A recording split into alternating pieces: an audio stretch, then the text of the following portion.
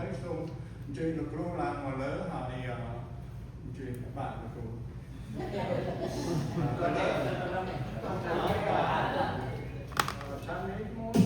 I thought that you go to Cambodia next week. What day? Thursday. Thursday. Yes. Okay. Next day យើងសូមអញ្ជើញលោកគ្រូអត់អ្នកអត់មកទេអធិដ្ឋានឲ្យនេះដែលធ្វើរបស់មែនសុខបងប្អូនអង្គតែសាបណ្ដារបស់អបពីស្ពេសអំលោកដល់បងប្អូនបានពីជួបហើយកិច្ចការនេះក៏ទៅលោកគ្រូសូមលោកគ្រូអធិដ្ឋានដល់ចាស់ខាងនេះហើយក៏សូមមកចូលរួមក្នុងអធិដ្ឋានសម្រាប់គាត់ដែរសូមជួយរួមប្រកបក្នុងប្រវត្តិមានរបស់ព្រះអធិដ្ឋានឲ្យក្មួយឆានេះមានអំណាចពីព្រះអង្គនឹងធ្វើការពីថ្វាយព្រះអង្គមុនថ្ងៃដែលព្រះអង្គទ្រង់មានដល់សូមជំរុញចិត្តអធិដ្ឋានព្រះដែលល្អព្រះដែលគង់នៅអកាសជានិច្ចព្រះនាមរបស់ព្រះអង្គគឺព្រះយេស៊ូវគ្រីស្ទដែលយើងខ្ញុំជឿស្ដាប់បង្គាប់និងប្រព្រឹត្តតាមនៅថ្ងៃនេះយើងខ្ញុំមានសេចក្តីអបអរដ៏ពោរពេញសូមឲ្យជីវិតយើងខ្ញុំបានរស់សម្រាប់ព្រះអង្គមិនមែនរស់សម្រាប់ខ្លួនឯងឡើយទ្រង់ជ្រាបយ៉ាងពិតប្រាកដថាដំណើរបេសកកម្មរបស់ក្មួយឆាននេះដែលនឹងអមតំណែងល្អពីព្រះដ៏មានប្រជញ្ញរស់គឺព្រះនាមព្រះយេស៊ូវគ្រីស្ទ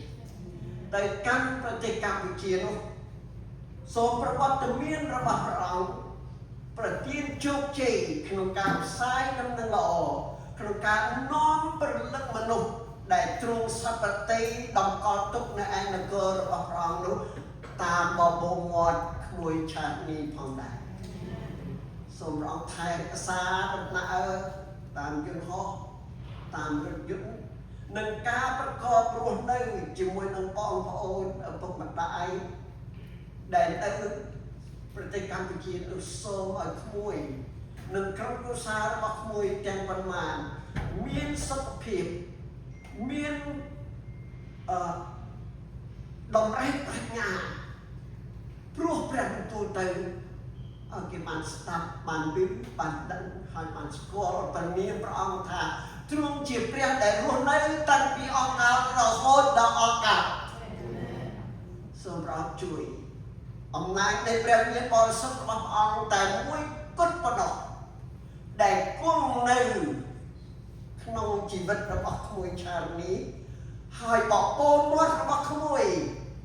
បានអំពាវនាវរកព្រះអង្គនោះព្រះអង្គនឹងប្រទានប្រាជ្ញាពីព្រោះគម្ពីរសុភាសិតបានប្រាប់យើងថាអ្នកដែលកោតខ្លាចដល់ព្រះនាមរបស់ព្រះយេស៊ូវគ្រីស្ទនោះប្រាជ្ញានឹងប្រទានមកដល់អ្នកនោះឯងអរព្រគុណព្រះអង្គនៅគ្រប់ទាំងព្រះតម្រៃរបស់ព្រះអង្គសូមព្រះអង្គកែច្នៃជីវិតយើងខ្ញុំទាំងអស់គ្នាដែលនៅទីនេះដែរ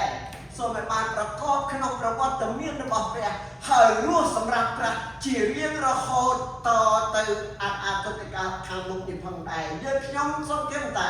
ថ្ងៃមួយនោះយើងខ្ញុំនឹងបានជួបមុខទល់នឹងព្រះភ័ក្ត្ររបស់ព្រះយេស៊ូវគ្រីស្ទនៅលើបល្ល័ង្កសដែលសោយរាជតាំងពីអង្ការរហូតដល់អង្ការអរព្រគុណព្រះអង្គណាស់យើងខ្ញុំជឿពិតប្រាកដនៅក្នុងថ្ងៃនេះពេលនេះកន្លែងនេះថាព្រះយេស៊ូវគ្រីស្ទជាព្រះតែមួយព្រះអង្គគត់ដែលមានប្រជញ្ញរស់នៅហើយទ្រង់ជាព្រះដែលបីបាច់ថែរក្សាជីវិតយើងខ្ញុំតាំងពីមុនកំណើតលោកីរហូតមកដល់សប្តាហ៍នេះផងដែរសូមអរព្រគុណព្រះអង្គទូលបង្គំសូមថ្វាយរូបកាយរបស់ក្មួយឆានីនិងក្រុមគ្រួសារដែលរួមដំណើរជាមួយនឹងក្មួយឲ្យបានប្រកបដោយព្រះគុណរបស់ព្រះអង្គទាំងវិលត្រឡប់មកវិញដោយនាំដំណឹងល្អ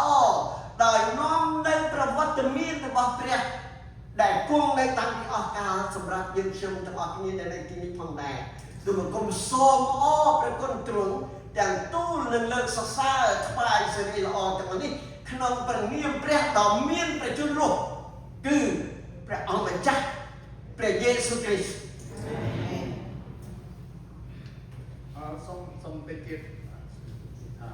ពីនេះទៅយើងមកហុំអានប្រកបគ្នាដូច្នេះបងប្អូនសូមនៅប្រកបជាមួយគ្នាហើយខ្ញុំនឹងអធិដ្ឋានបញ្ចប់ដើម្បីឲ្យអង្គទាំងតតាមនេះ ទោះបីជាបងប្អូនអត់បានយកអីមកក៏ដោយមកច្រើនណាស់ចាសូមទៅអញ្ជើញពិសាទាំងអស់គ្នាចា ប្រយដោយជំគុំយើងខ្ញុំមិនទាន់ពីនេះទៅមានការប្រកបគ្នាដោយមានមហោបការដែលជំគុំយើងខ្ញុំបានទទួលពីអង្គសម្រាប់លោកកាយជំគុំយើងខ្ញុំជំគុំសូមអង្គទានពរជំគុំមានទទួលដូចថាពពករបស់អង្គដូចជាឱសថដែលនឹងប្រកបនឹងរោគានៅក្នុងសរីរាង្គកាយនៃជំគុំយើងខ្ញុំហើយក៏ព្រះអង្គទានពរដល់គ្រប់ទាំងដៃដែលបានធ្វើពុកអាសម្រាប់ជំគុំយើងខ្ញុំប្រកបគ្នានេះដែរជំគុំអធិដ្ឋានអរប្រគុណនឹងទូលសូមក្នុងជំនាញព្រះសូគ្រីស្ទអង្គម្ចាស់អាមែនសូមអរគុណនៅអរគ្នាប្រកបក្នុងសេចក្តី